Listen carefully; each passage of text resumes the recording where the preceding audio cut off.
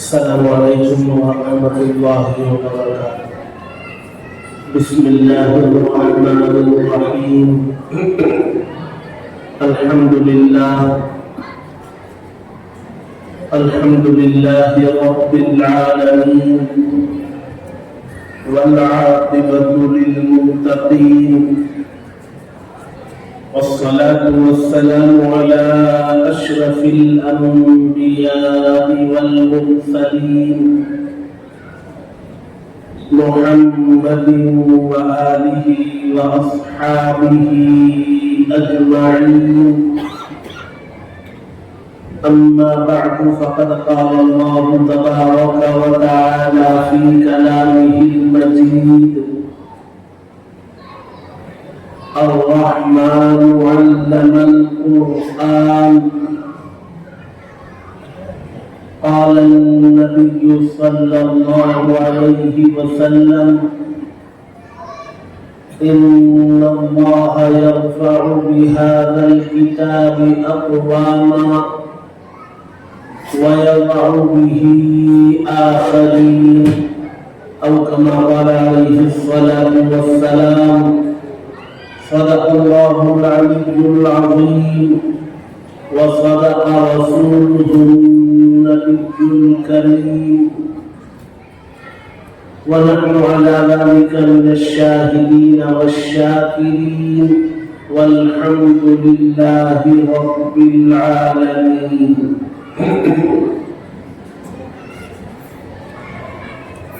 واجب الكرام حضرات علماء اکرام، بالخصوص حضرت مولانا مفتی مجیر احمد صاحب، صدر جمعیت علماء ضلع کولاب، مدرسہ خدیجۃ الکبریٰ کے بانی و محتہم حضرت مولانا عرفان احمد صاحب معدنی زندہ مجدود، دیگر مہمانان اعظام، معزز حاضرین اور پردے میں بیٹھی خواتین، ہماری گزارش ہے خواتین سے کہ وہ اگر خاموشی کا لحاظ رکھے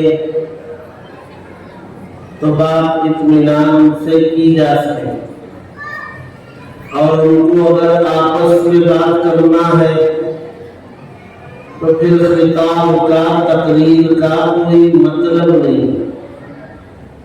اجلاس خواتین کا ہے، مستورات کا ہے، مدرسہ ان کا ہے، جلسہ ان کا ہے، انعامات سے نوازا ان کو گیا ہے، اور بعد میں بھی جو خطاب ہوگا اس میں بھی انہی کو مخاطب بنانا،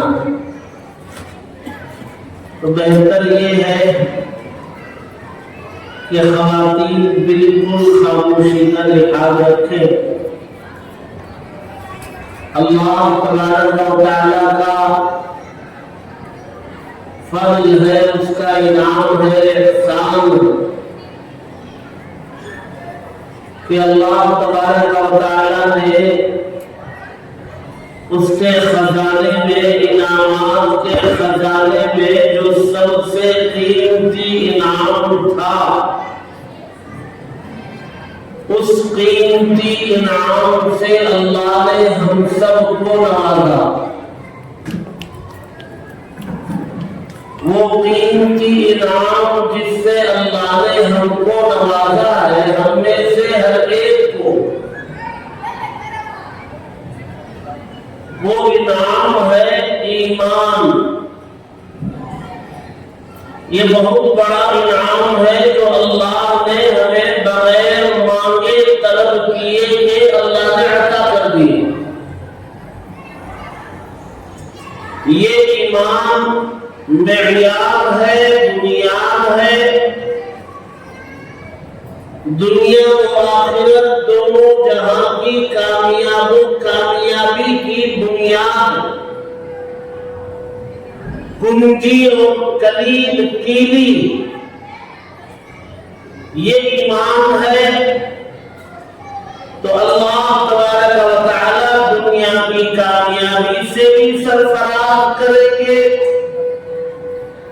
تھوڑا بھائی کم کر دو، زیادہ مت کرو۔ وہ ساؤنڈ سسٹم والے ہوں تو اس کو زیادہ کرنے سے یہ آواز پھیلے گی، اس کو ہلکی آواز رکھیں، بات آپ تک پہنچے اور سمجھ میں آئے، اتنا کافی ہے۔ اور آخرت کی کامیابی کے لیے بھی اللہ تبارک و تعالیٰ نے اسی ایمان کو بنیاد بنایا۔ جو لوگ دنیا میں ایمان سے محروم ہیں، وہ دنیا میں چاہے اتنے ہی اچھے کام کریں، ان کاموں کا بدلہ اللہ تبارک و تعالیٰ انہیں دنیا ہی میں دے دیتے ہیں۔ مثلا کوئی بہت زیادہ صدقہ و خیرات کرنے والا ہے، ہر مستحق کو دیا کرتا ہے، لیکن ایمان اس کے پاس نہیں ہے۔ کوئی نوجوان بچیوں کی شادیاں کرواتا ہے اور اس میں بہت پیسہ خرچ کرتا ہے، بہت اچھا کام ہے، اور یہ کوئی اللہ کا بندہ کرتا ہے لیکن ایمان اس کے پاس نہیں۔ کوئی بندہ ہے وہ اپنے گھر پر یا اپنے آفس پر یا کسی جگہ میں اس نے لنگر چلا رکھا ہے، کھانا کھانے کا لنگر، دوپہر میں وہ 100 200 300 آدمیوں کو روزانہ کھانا کھلا، ان کے اپنے عبادت خانے میں یا ان کے کسی مخصوص جگہ میں کوئی بھی آئے، وہ اکرام سے بٹھا کر کے کھانا کھلاتا ہے، بہت بڑی کار خیر ہے، بڑا کار خیر ہے، لیکن اس کے پاس ایمان نہیں ہے، وہ اللہ تبارک و تعالیٰ اس کے ان تمام کار خیر کا بدلہ دنیا ہی میں دے دیتے۔ اللہ تبارک و تعالیٰ کسی کو محروم نہیں کرتے۔ دنیا میں بدلہ کیسے دیں گے؟ دنیا میں اسے دولت بہت زیادہ دے دیں گے، کوئی عہدہ اسے مل جائے گا، فرما بردار بیوی مل جائے گی، اولاد پڑھ لکھ کر خاندان کا نام روشن کرنے والے بن جائیں گے۔ یہ انعامات ہیں اللہ کے، ان کے اس نیک کاموں کے بدلے میں دنیا ہی میں دے دیے جاتے۔ جہاں آنکھ بند ہوئی، آدمی مرا، یہ سارے کار خیر جتنے اس نے دنیا میں کیے تھے وہ بھی ختم، اور اس پر دیے جانے والے انعامات کا سلسلہ بھی ختم۔ اب مرنے کے بعد کوئی بدلہ نہیں دیا جائے۔ اگر موت بے ایمانی کے حالت میں ہوئی، کفر پر موت ہوئی، تو موت کے بعد کچھ ملنے والا نہیں۔ ادھر موت ہوئی، ادھر پوچھ شروع ہوئی اور عذابات کا سلسلہ شروع ہو گیا۔ آخرت میں کچھ ملنا نہیں ہے، موت کے بعد کچھ نہیں ملنا۔ لیکن اگر کسی کے پاس ایمان ہے، اللہ نے ایمان کی دولت سے نوازا اور اسے خیر کے کاموں میں لگنے کی توفیق بھی دی اور بہت سارے خیر کے کام کرتا ہے، تو اللہ تبارک و تعالیٰ اسے دنیا میں بھی بدلہ دیا کرتے ہیں اور آخرت میں بھی انعامات سے نوازتے ہیں۔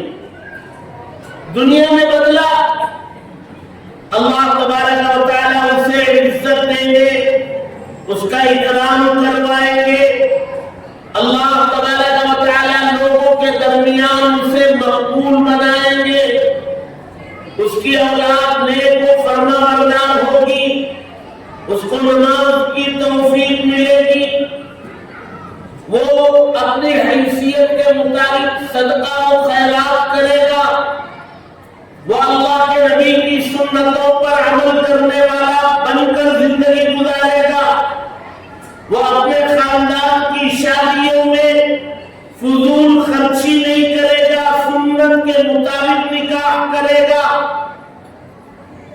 یہ سارے انعامات اللہ تبارک و تعالی ایمان والوں کو دنیا میں دیا کرتے ہیں۔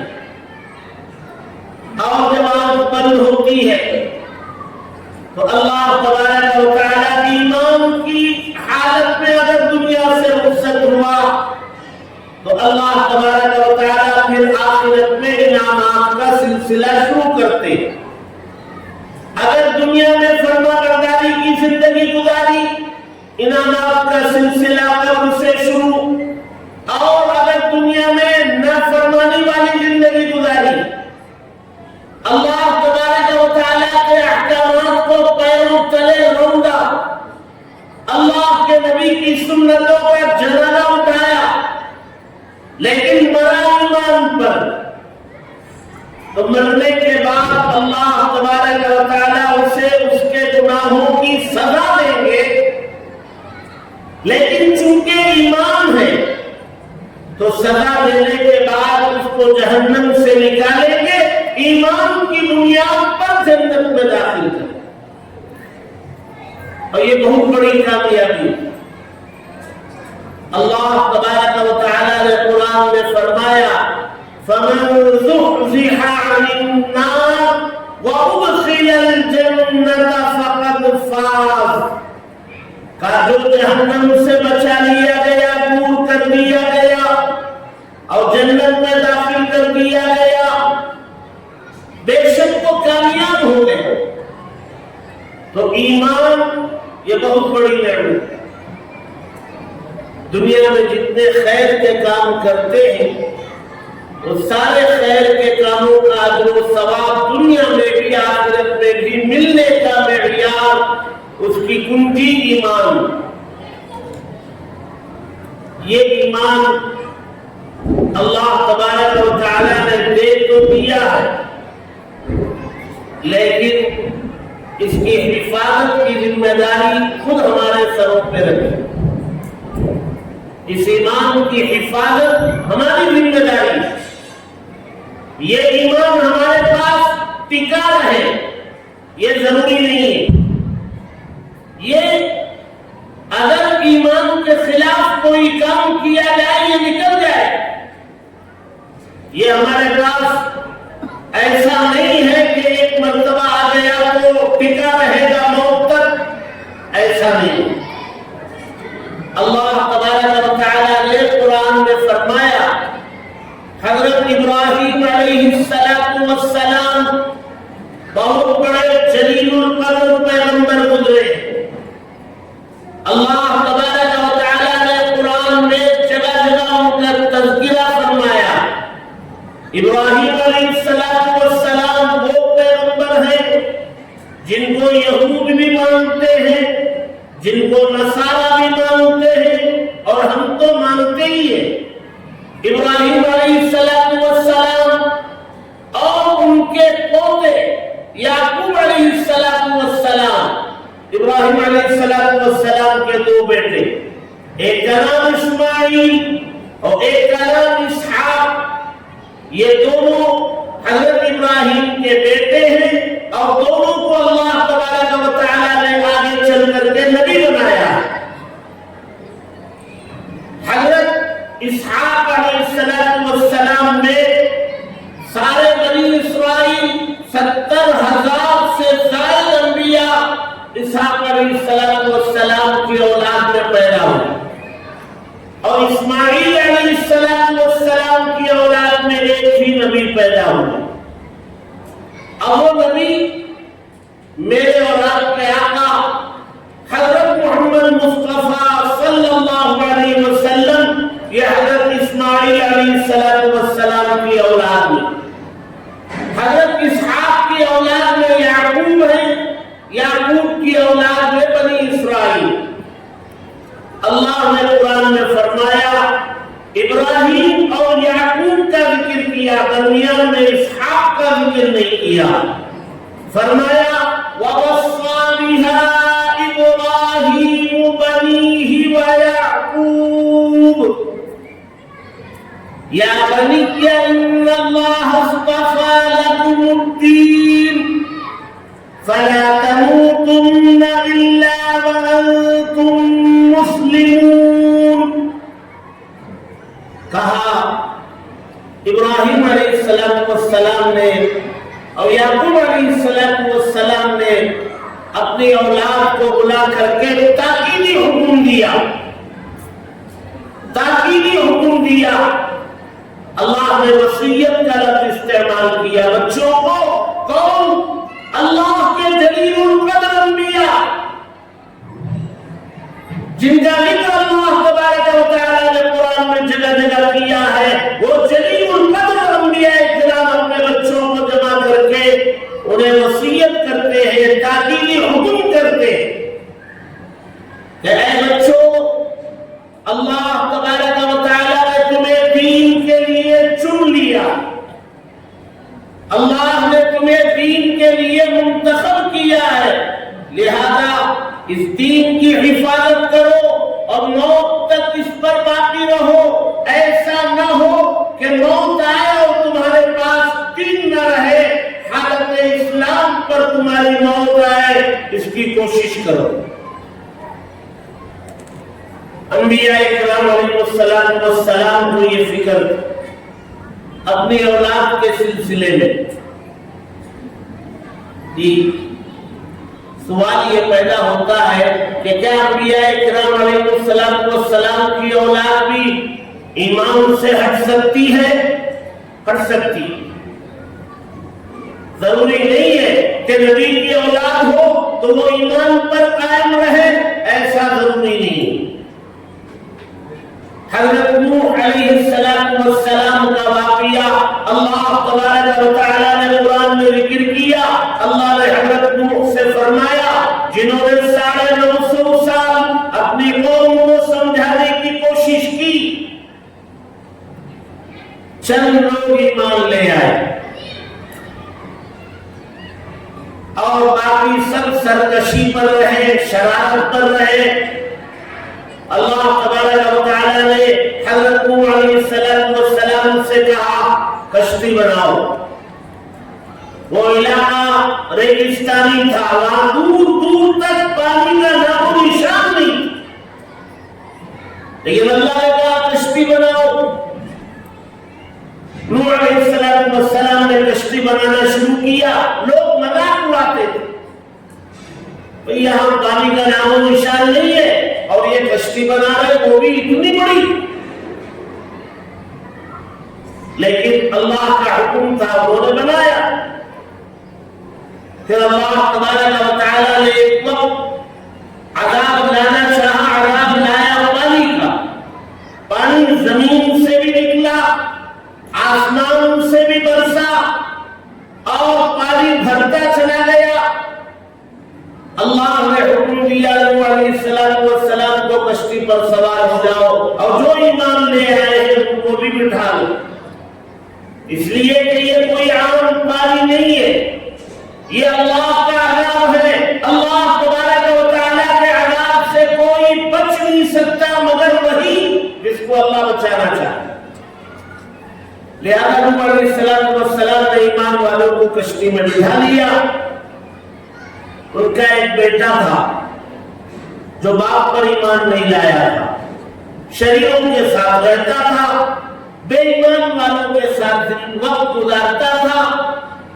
تو باپ کا دل بیٹے کے لیے بے چین ہوا. بیٹے سے کہا، وہ قریب ہی تھا، یا بنی ارکب معنا ولا تکن مع الکافرین. اے میرے پیارے بیٹے. بنیا کے معنی ہے پیارے بیٹے، ابن کے معنی ہے بیٹے کے. باپ اپنے اس بیٹے کو بلا رہے ہیں جو بیٹا نافرمان ہے اور جو بیٹا باپ پر ایمان لایا نہیں. بے ایمان بیٹے کو باپ اے میرے پیارے بیٹے. یہ قرآن ہمیں سکھلاتا ہے کہ بچوں کو باپ کیسے پکارے.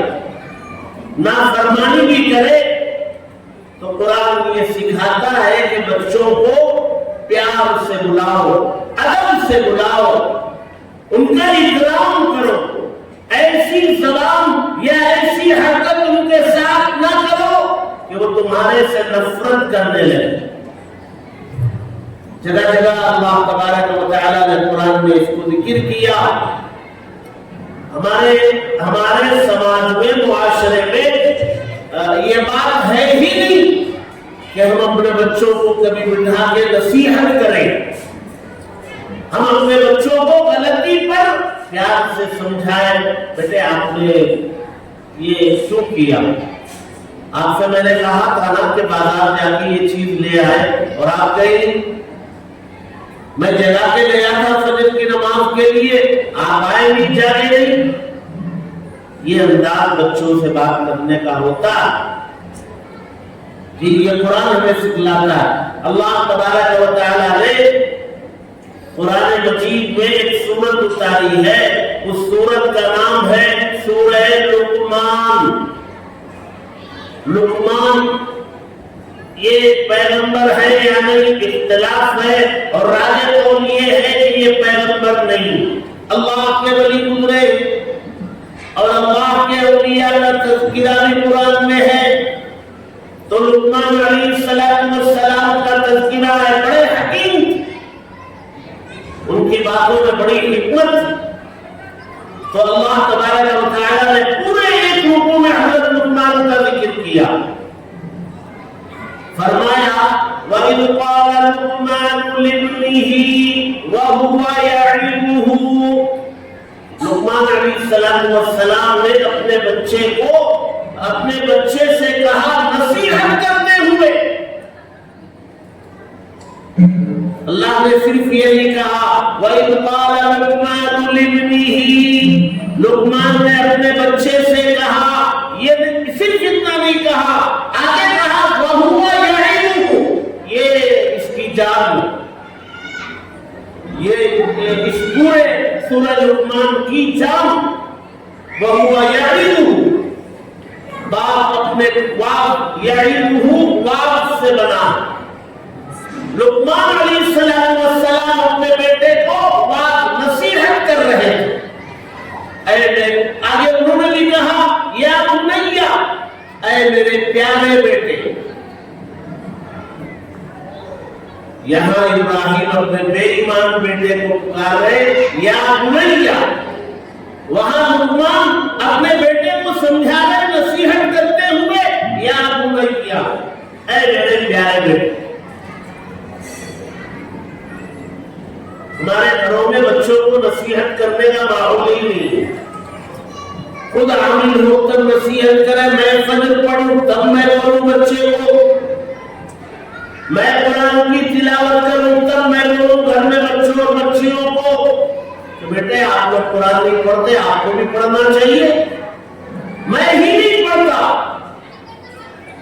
میں ہی نماز کے لیے مسجد نہیں جاتا, میں کیا بیوی کو بولوں گا, کیا اپنے بچوں کو سمجھاؤں گا. میں ہی گھر میں کھانے کے موقع پر سر پہ ٹوپی پہن کے نہیں بیٹھتا, اور ہاتھوں کو گھنٹوں تک دھو کے بسم اللہ پڑھ کے کھانا نہیں شروع کرتا. تو میں اپنے بچے کو, نواسے کو, پوترے کو کیا بولوں گا, بیٹے آپ کی ٹوپی کہاں ہے, آپ ایسے ہی بیٹھ گئے کھانے پہ. جی ہمارے گھروں کا ماحول, ہمارا معاشرہ بہت خراب, اسلام سے کوسوں دور. ہمارا اسلام جو ہے وہ قرآن میں, حدیث میں, کتابوں میں, اور ہماری عملی زندگی میں, ہماری پریکٹیکلی زندگی میں اسلام نہیں. ہم صبح اٹھتے نہیں, نماز پڑھتے نہیں, قرآن تو کھولتے ہی نہیں. تو ہمارے گھر میں بچے کیسے کیا کریں گے؟ ہمارے گھر میں مرد اگر اٹھ کے مسجد میں جائے گا فجر میں, اور بچے بھی اٹھنے لگیں گے، اور نماز کے بعد مرد بھی آ جائے گھر میں، وہ بھی ایک قرآن اٹھائے ایک طرف بیٹھ جائے، اور خاتون نماز پڑھ کے وہ بھی قرآن کھولے، 2-4 صفحے وہ بھی پڑھے یہ بھی پڑھے، آپ دیکھیے 8-10 دن میں آپ کے بچے خود اٹھنے لگیں گے۔ ارے یہ ہمارے اپنی ابا روزانہ صبح میں کیا پڑھتے ہیں؟ چھوٹے چھوٹے بچے ہیں نا، جو بچے جن کو بولنا نہیں آتا، ابھی عمر نہیں ہے، بولنے کی صلاحیت نہیں آئی ہے، ایسی چھوٹی بچیاں جب ماں نماز پڑھ کے مصلی پہ بیٹھ کے قرآن کی تلاوت کرتی ہے تو چھوٹی بچی وہ دیکھتی ہے میری ماں پورا پٹکا باندھے ہوئے ہے، گھر میں تلاش کرتی ہے کپڑا، اسے کوئی کپڑا نہیں ملتا، اور کچن میں گرم برتن اٹھانے والا کپڑا ملتا ہے، وہی لے کے آ جاتی ہے، سر پہ رکھ کے ماں کے بازو بیٹھ جاتی ہے، ماں ڈھونڈ کے قرآن پڑھتی ہے، یہ بھی ڈھونڈنے لگتی ہے، ماں جو قرآن کی آواز سے تلاوت کرتی ہے، یہ دوسری زبان میں بے معنی والے الفاظ زبان سے نکالتی ہے۔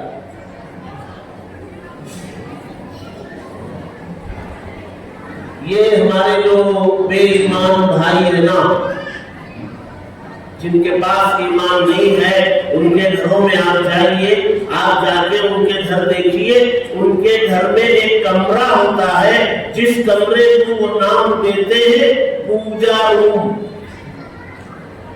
انٹیریئر کرنے والوں سے پوچھ لیجئے، ہم سے بہت سارے مسلمان آتے پوچھتے ہیں حضرت انٹیریئر کا کام ملا ہے، وہ ہمارے جو ہے بے ایمان بھائی کا گھر ہے اور انٹیریئر میں بہت کچھ ہے، اس میں پوجا روم بھی بنانا ہے، کیا میں انٹیریئر کا کام قبول کر لوں، بنا دوں؟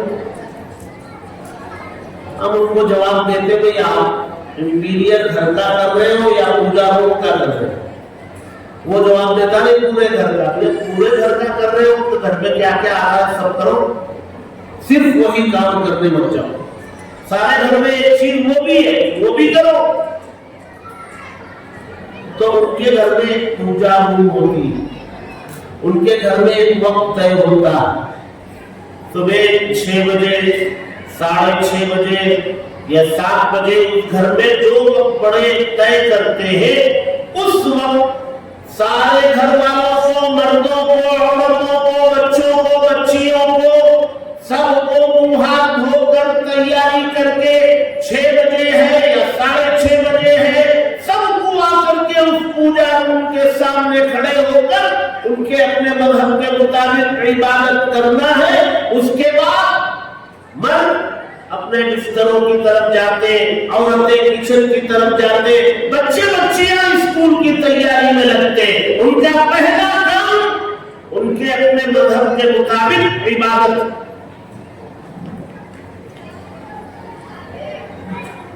حالانکہ ان کا مذہب انسانوں کا بنایا ہوا، ان کا مذہب وہ کہانی اور افسانوں پر مشتمل، اور ہمارا مذہب آسمان سے آیا، انسانوں کا بنایا ہوا مذہب نہیں ہے ہمارا۔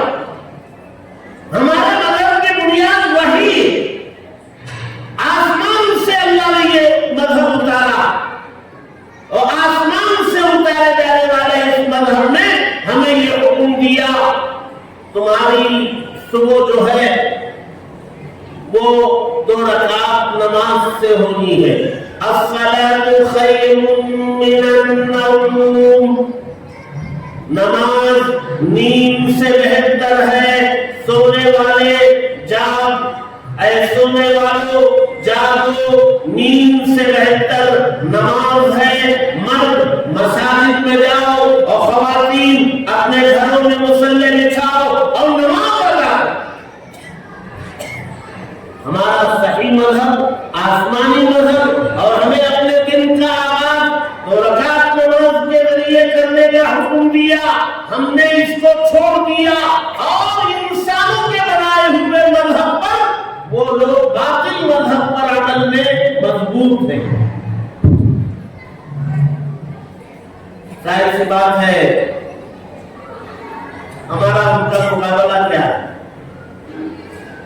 ان کی چیز مذہب باطل ہے، لیکن ان کا کام، دن کا آغاز، ان کا دن کی ابتدا ان کے اپنے مذہب کی عبادت سے ہو. ہمارے یہاں نہیں ہو. ابھی رمضان آ رہا، جلسے کے عنوان میں استقبال رمضان بھی کیا. آج تقریباً رمضان شروع ہوگا. آج 4 سوموار، آج منگل ہے، اور شاید اگلے 4 شنبے کو تراویح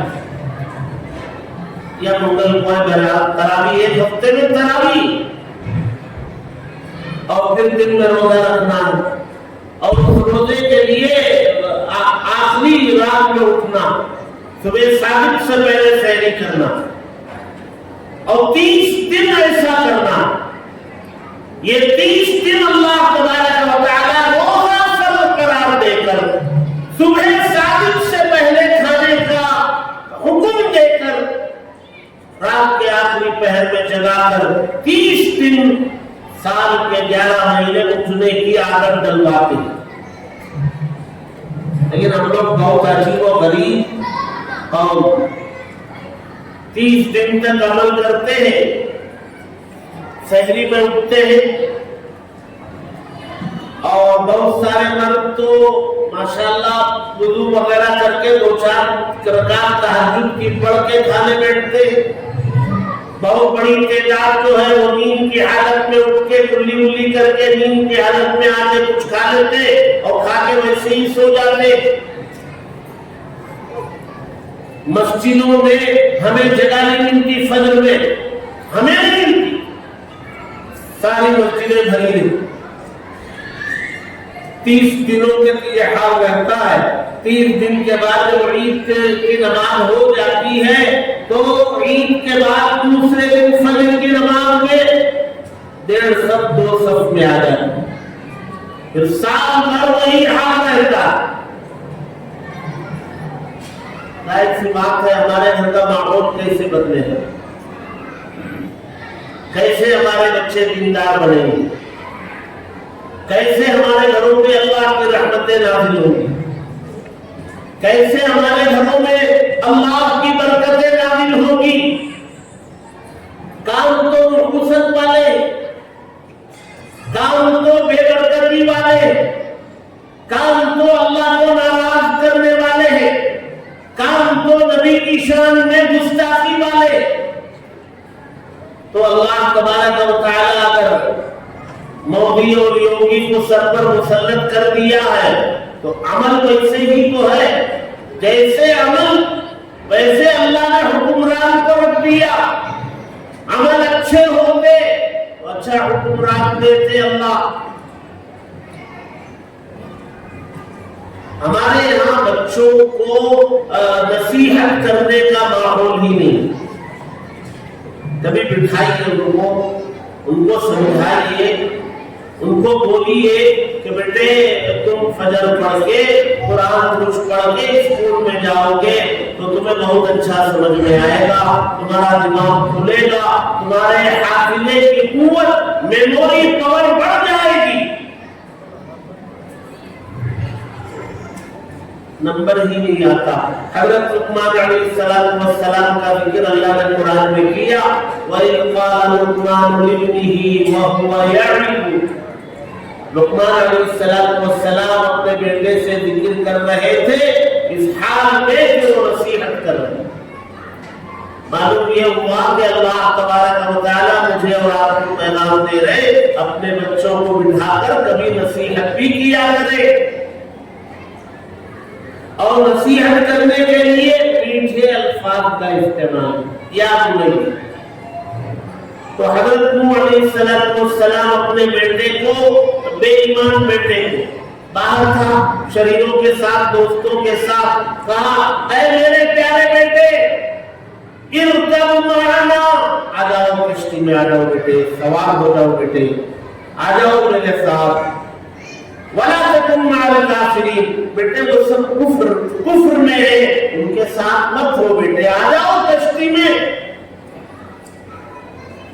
اب اللہ نے بیٹے کو حق میں ہدایت نہیں رکھی تھی، باپ کو جواب دیا سَآوِي إِلَىٰ جَبَلٍ یعصمنی من الماء، کہا ہے ابو میں جو ہے پہاڑ کی چوٹی پر چلا جاؤں گا، میں یہ پانی کتنا اونچائی پر آئے گا، زمین سے نکلنے والا بھی آسمان سے برسنے والا بھی پہاڑ کی بلندی تک تو نہیں جائے گا، میں پہاڑ کی چوٹی پر چلا جاؤں گا، بچ جاؤں گا۔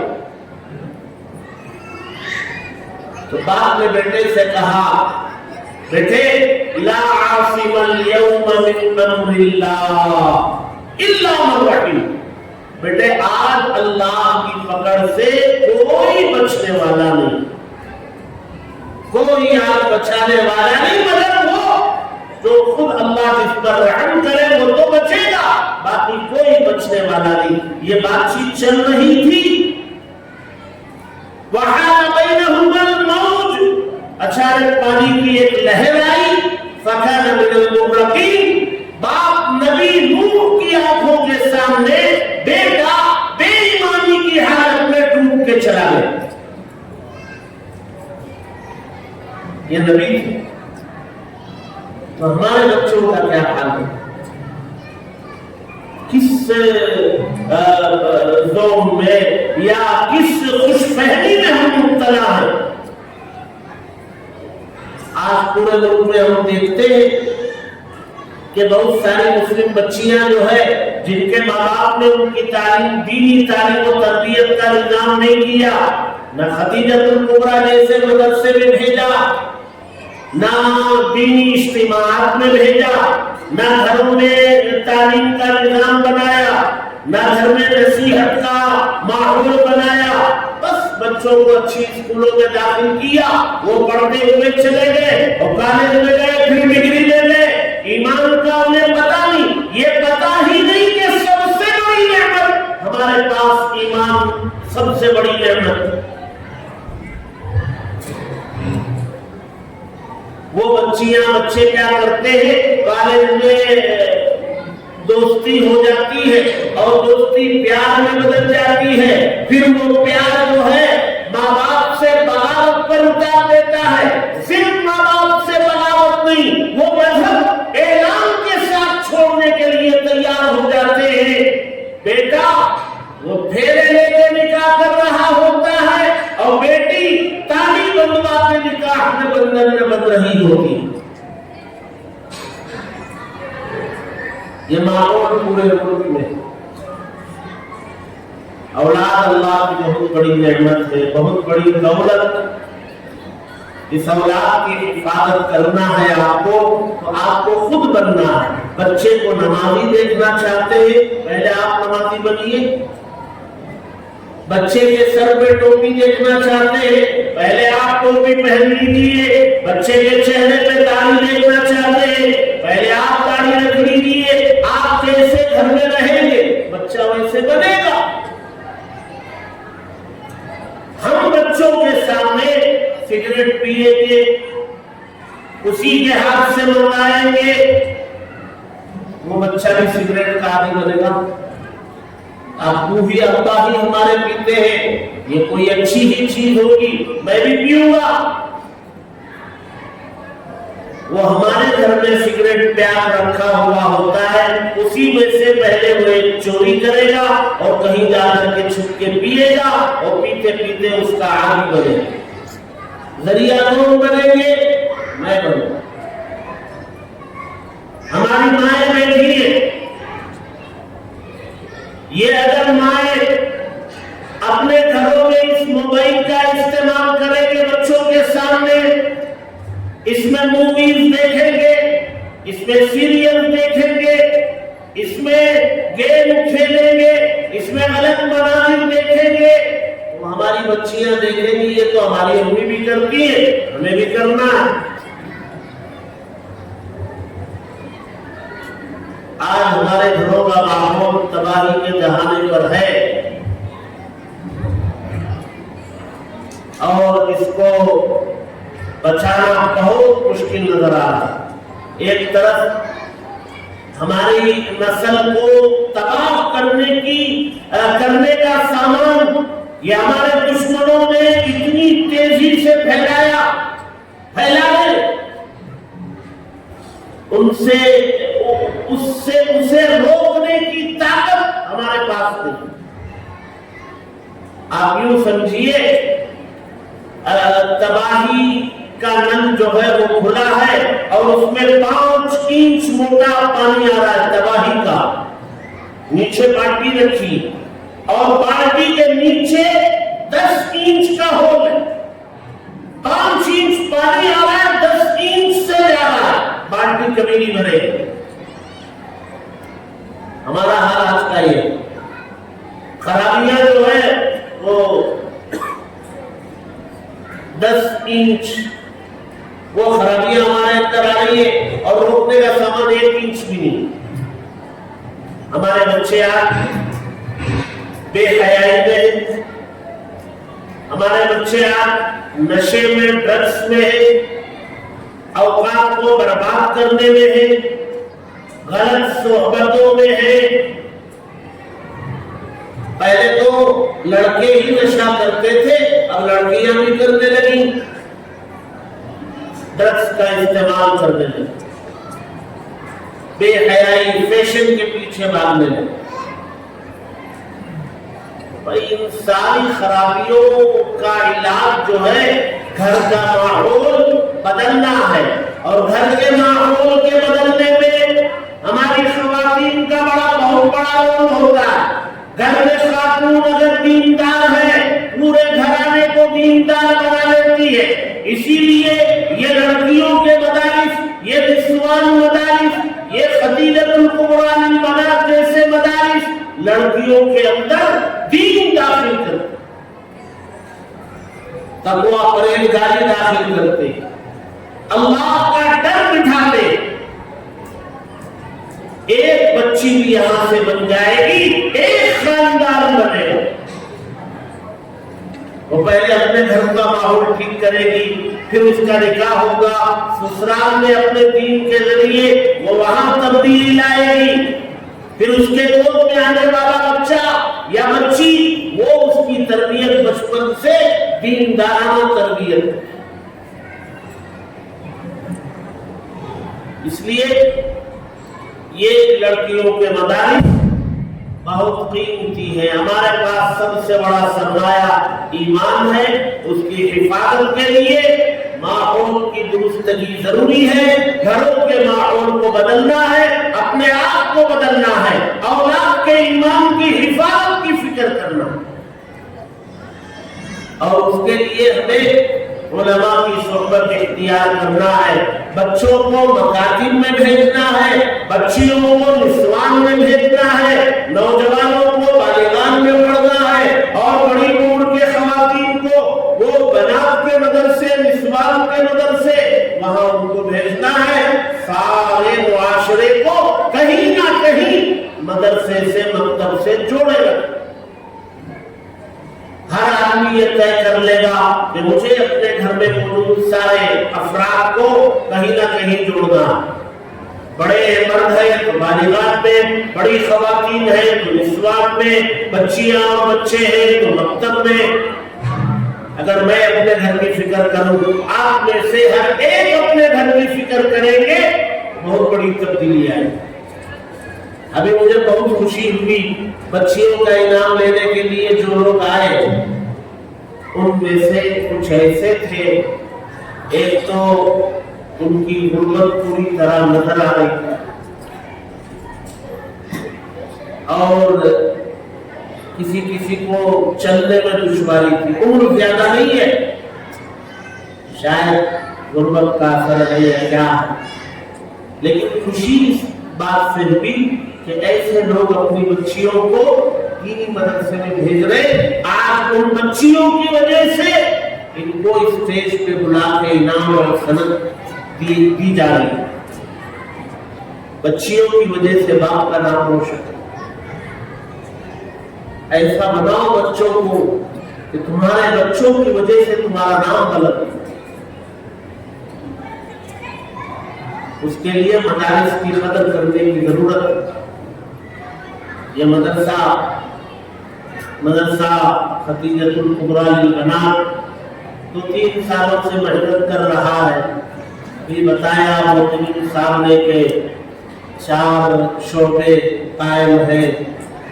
اس میں ایک بڑا شعبہ ہے صبح 10 بجے سے 4 بجے تک کا، پھر 2:30 سے 4 بجے تک کا، پھر اس کے بعد ہفتہ واری ہے، الگ الگ نظام. یعنی سماج کے ہر طبقے کی خواتین کے لیے نظام بنا. پھر بھی ہم لوگ قدر نہ کریں، فائدہ نہ اٹھائیں، ہمارا نقصان ہے. اس سے زیادہ ہم کیا کر سکتے؟ یہ علماء کیا کر سکتے ہیں، محتمین صاحب کیا کر سکتے ہیں؟ اس سے زیادہ فائدہ اٹھانا ہماری ذمہ داری ہے. بہرحال میں مبارکباد پیش کرتا ہوں محتمین صاحب کو، حضرت مولانا عرفان صاحب کو، ان کے ساتھیوں. میں نے دیکھا کہ علماء پورے جڑے ہوئے ہیں، ملے ہوئے ہیں، سب مل جل کر کے محنت کر رہے ہیں. تو اچھا لگا. ہم کوئی مقرر آدمی نہیں کہ تقریر کے لیے ملک میں کھلتے رہے، نہ. ضرورت کی جگہ میں جہاں کام ہو رہا ہے وہ کام کی جگہ میں حوصلہ اگر ہمارے جانے سے ملتا ہے تو حوصلہ دینے کی نیت سے. تو مجھے بہت خوشی ہوئی. آج کام ہو رہا ہے، کام کر رہے ہیں، اچھی محنت کر رہے ہیں، اچھی فکر ہے، اخلاص ہے، دعا نکلتی ہے. اللہ تبارک و تعالی ان احباب کو، محتمین صاحب کو اور ان کے ساتھیوں کو اور معاونین کو، ان کی سب خدمات کو اللہ قبول فرمائے. انہوں نے زمین خرید رکھی ہے مدرسے کے لیے، کچھ ڈاکومنٹری کام باقی ہے، وہ ہو جائے تو اللہ تبارک و تعالیٰ اس پر اچھی خاصی تعمیر کے اسباب فراہم. اور بہت بڑی تعداد میں ابھی تو 50-60 بچیاں پڑھ رہی ہے. اتنے بڑے علاقے کی 50-60 بچیوں کو اگر پڑھ رہے ہیں تو بہت بڑی تعداد ہے، لیکن علاقے کے لیے ناکافی. 600 بھی اگر پڑھتی ہے تب بھی ناکافی. آپ سب حضرات جو ہے تعاون کریں گے، جڑے رہیں گے، ہمت دیں گے اور اپنی بچیوں کو مدرسے میں بھیجیں گے تو انشاءاللہ علماء کرام کی یہ ٹیم جو ہے آپ کی بچوں کی عمر کبھی ضائع نہیں کریں گے. ان کو کچھ نہ کچھ دے کر پلا کر بھیجیں. اللہ تبارک و تعالی اس ادارے کو ظاہری و باطنی ترقیات سے بالا بان فرمائے. اس پورے علاقے میں اس کو مرکزیت عطا کرے اور اس کے فیض کو دور دور تک پہنچانے کے فیصلے فرمائے. ہم سب کو کہنے سننے سے زیادہ عمل کی توفیق نصیب فرمائے. آمین. وآخر دعوانا الحمدللہ رب العالمین.